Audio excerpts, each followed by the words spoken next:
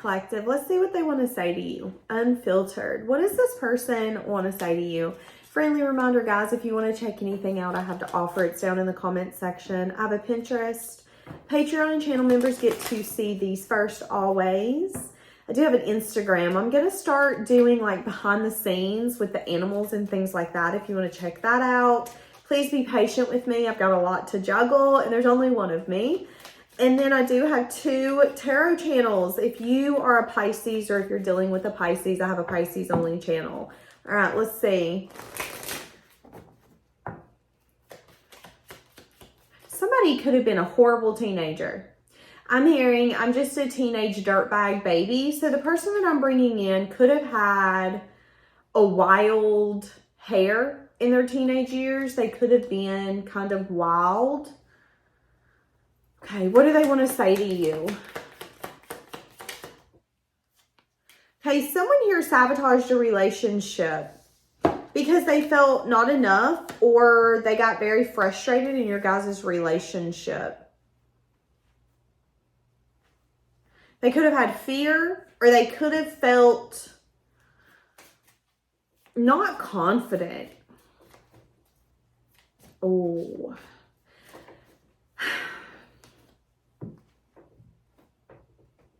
Do you know what I'm hearing? I'm giving up on love because love's given up on me. Someone here has the tendency that when they fall in love or when they start liking someone or when they start caring about someone or when they start falling for someone, they have the tendency to allow the love to become a weight. Love should liberate you. It should make you have brighter days.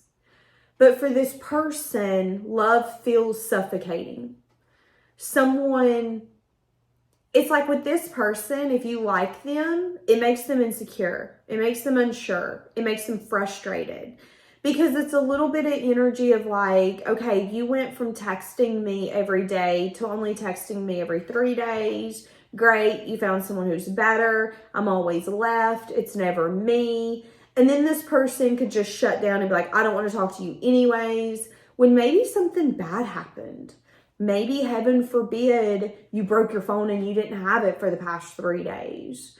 Maybe a family member got really sick and you've been in the hospital with them round hours the whole time for 3 days. But this person could then get very frustrated because it brings out a lot of fear. It brings out a lot of insecurity.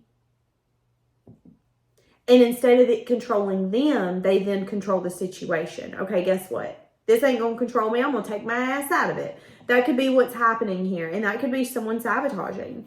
Someone here could be getting a message of truth or a message of bad news. This person is doing soul searching. And they're getting a message of truth or a message of bad news. I'm the problem. I sabotage. I'm codependent and it puts me into an obsessive state. Liking you or loving you feels like a weight on my chest. I don't like feeling like you can hurt me. You can abandon me. You can leave me behind. I don't like you being able to make me feel like I'm not enough. That's what I'm saying. It's like someone here wanted to soar above what was happening. I don't want to be a part of this anymore. I don't want to feel this anymore. This person could want to voice to you their self-sabotaging and their fear, why they snuck away. They did see you as some sort of soulmate. They seen you as someone that they could have had a new stable foundation with, yet they sabotaged it. This person really started liking you or falling in love with you is what happened. And it made them really insecure. They felt blocked by you. This could be someone who felt like you were too attractive for them or that you weren't taking action towards them anymore. This could be someone this is definitely someone who could have felt like you only wanted them for a good time, not a long time.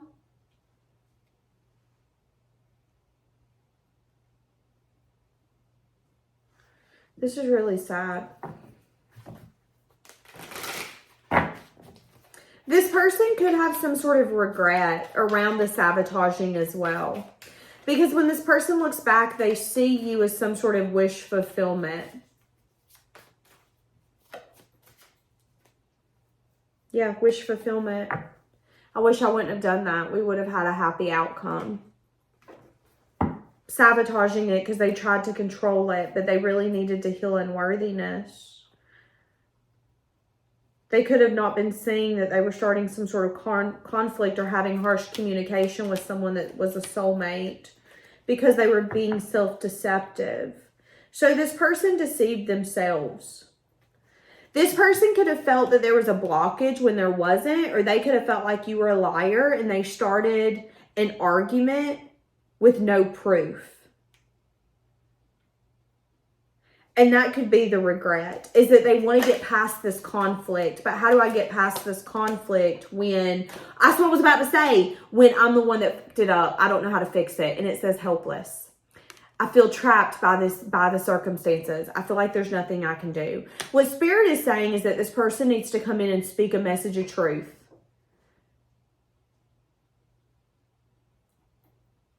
What Spirit is saying is that this person needs to come in and say, I allowed my subconscious to push me to take action when I shouldn't have taken that action. Things were not what they appeared to be.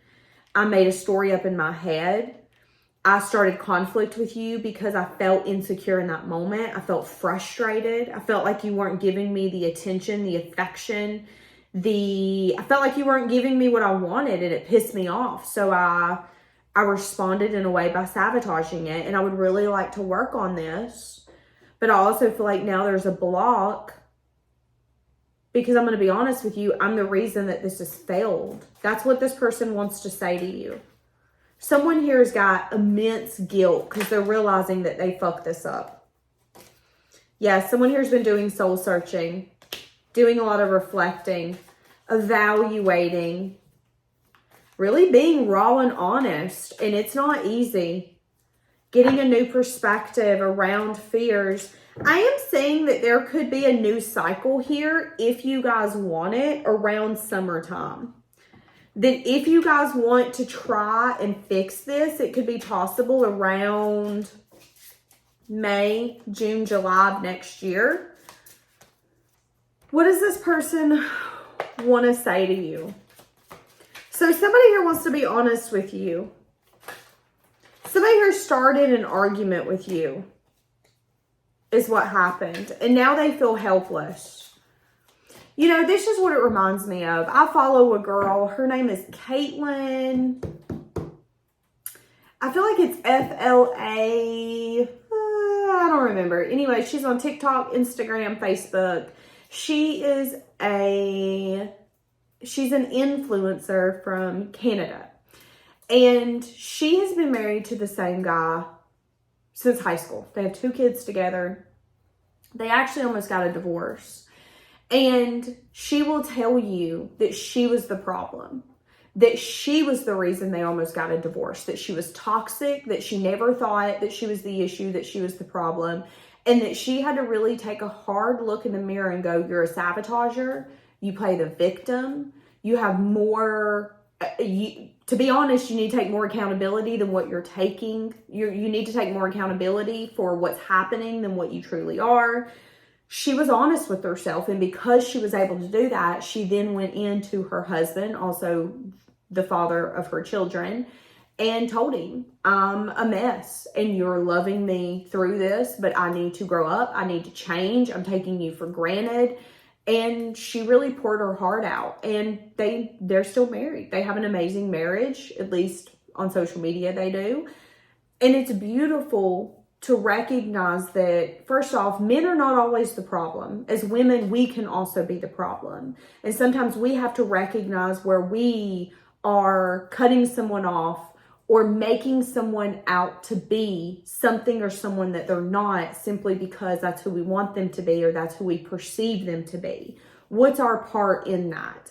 And in this reading, this is someone who is recognizing that they sabotaged or that they allowed a reaction to cut off a relationship that could have actually went somewhere. For some of you, this could be a healthy relationship, but if you're used to unhealthy relationships, you could still be in a place of like fight or flight where you're overreacting, you're overanalyzing, you're waiting for the shoe to drop instead of just allowing the relationship to be and allowing it to unfold.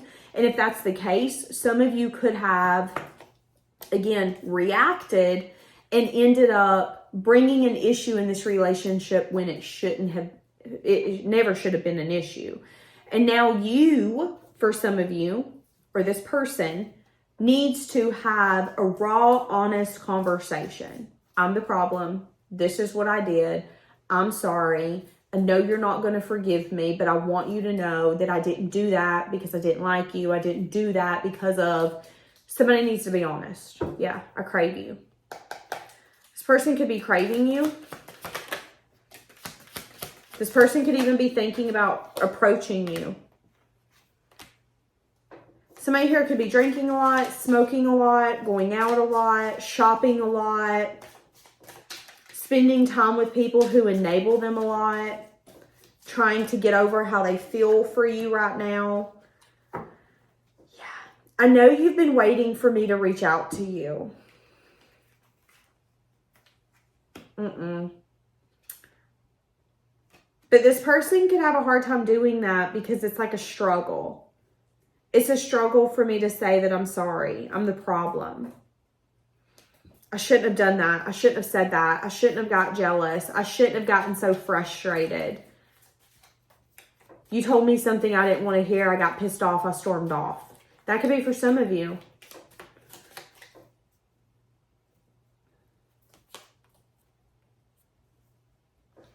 Yeah, someone here, I see you guys possibly meeting up and conversing. Someone here, okay, some of you, one of the things this person could want to say to you is, well, I felt like there was competition. I felt like I always had to look over my shoulder for another man, another woman. I didn't trust you. And there could be clarity around that. Someone's insecurity came out in this relationship is what happened. And I see you guys are going to end up having a conversation about that. So what they want to say to you, unfiltered, is that you make them feel insecure. So they shut down. They sabotaged. But now they're looking back and recognizing that maybe you made them feel insecure because that was a them problem, not a you problem. It isn't because you did anything. It's because there was wounds deep inside of them that needed to be triggered. And now that they've been triggered, they're recognizing that that was something that they needed to learn from. And that they could have showed up from a place of perspective, not a place of reality. Here's an example. I know someone who thought that someone was cheating on them because in their perspective, they got a message. The number wasn't in the phone. It said something specific. This person's got to be cheating on me. My perspective is they're cheating on me. Well, the perspective was wrong. It was a wrong number. It really was a wrong number. Called the person, wrong number. They even went as far as to check the phone records. It was literally the wrong number. But their perspective in that moment is, I see this. This is the truth. This is a fact, and you cannot change my mind. But after going through the phone records and talking to the person that sent the message and talking to their spouse, they realized that their perspective was not reality. That perspective brought out a very unhealed wound that showed them that they don't really trust anyone. And that all it takes is one thing going wrong for that trust to be out the damn window. Because that perspective shifts like nothing, okay? That's what I'm saying here. I'm saying that just because a perspective is a certain way doesn't mean that it's the truth. An example would be, if this is someone you were dating, and let's say you were getting text messages, this person could have felt like, oh, you're talking to someone else. I'm not the only one you're entertaining because that phone's going off like nobody's business. Maybe it was your boss. Maybe it was a family member. Maybe it was a cousin you hadn't talked to in forever. Their perspective could have been, oh, there's other people. So I'm feeling insecure. So I'm going to go ahead and take my ass out of this, okay? But after this conversation, that perspective is going to shift because their perspective is not the truth. It's not reality. They thought that it was, but it wasn't. So after this conversation is had, I think you guys are going to see that one person here really sabotaged, not because they didn't want it, but it's because they really did want it. But it also brought an insecure side out of them that made them feel like they weren't worthy to have it. So I might as well not even try. Let's just shut it down. And that, again, it isn't what they wanted. And then there's going to be a lot of truth around the disharmony, around the conflict, around possibly other people being involved, whether or not other people were. And there's going to be learning from that. Okay, what I've learned is that I don't need to be quick to jump to what I think is the truth when maybe that's just my perspective. Let me get the facts first. That's what I'm saying here. And I think that comes with age. With age, we learn that not everything is what we see it to be. Okay? Just because that text message says, hey, meet me tonight, handsome, doesn't mean it's for your husband. It doesn't. It could be. And they could gaslight you and try to make you feel crazy. Or it could really be a wrong number. Perspective is not always reality. So I think someone's perspective here is going to change. I want to see what's going to happen after the perspective change. Are you guys going to be able to maybe grow together? What's this going to turn into? I do see you guys meeting. Yeah. And I see conversation here being spoke about something that was not healthy. I see you guys being really emotionally vulnerable with one another.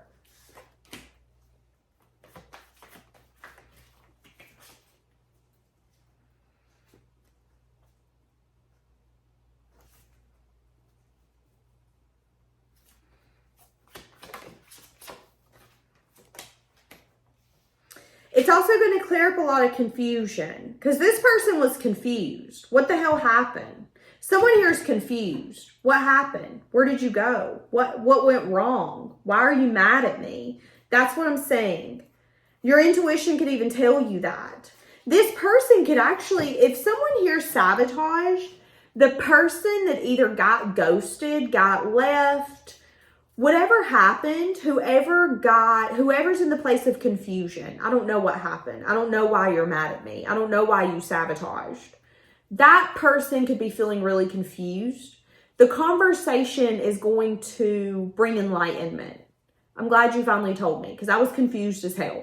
I've actually lost sleep about it. This has been something that has been on my mind because, again, I really fucking liked you. Like, I was really passionate towards you. I know you were a lot more emotionally open and vulnerable, but I was really digging you. I was really feeling you. But that makes more sense. You seen me smile at someone in the grocery store when we went out on our second date. That triggered insecurity in you. You thought I was just then a player when maybe I'm just a kind person. But that could have then pushed one person on a journey of, but that's a me problem. That's not a them problem. I need to figure this out. Why am I able to be triggered so easily? Why am I quick to sabotage something? And when you sabotage something that you really want, you then have to what? You have to go in and you have to rebuild it. So I do see a conversation taking place in the future because someone here is going to want to rebuild a relationship that they sabotaged. But right now they're doing the soul searching. And right now they're feeling helpless. I'm regretting my actions. Literally. Because our connection is so intense, it scares me. This person could be thinking about you right now. This person has major trust issues. And that showed up in this relationship. Maybe this person didn't realize how bad their trust issues are. That they even sometimes don't have control over their own actions. And that can be a helpless feeling. Is if someone hits on your partner or hits on someone you really like and you feel like you can't control your own emotions or your own thoughts or your own actions, that could put you in a place of feeling really helpless. Why is it every time someone looks at my partner, the first thing I want to do is fight him? Oh, wait, maybe I have trust issues. Why do I have trust issues? Oh, wait, maybe because I'm scared they're going to leave me. So instead of giving them the time to leave me, fuck it, I'm going to leave first. This person never wanted to leave, though. And that's what you're going to find out is that they never wanted to leave. They were just so insecure that one day you were going to wake up and go, you know what? I don't really like you like that anymore. And they didn't want that to happen. Damn, that sucks. So that's what I want to say to you. Unfiltered. Leaving it here. Have a blessed day.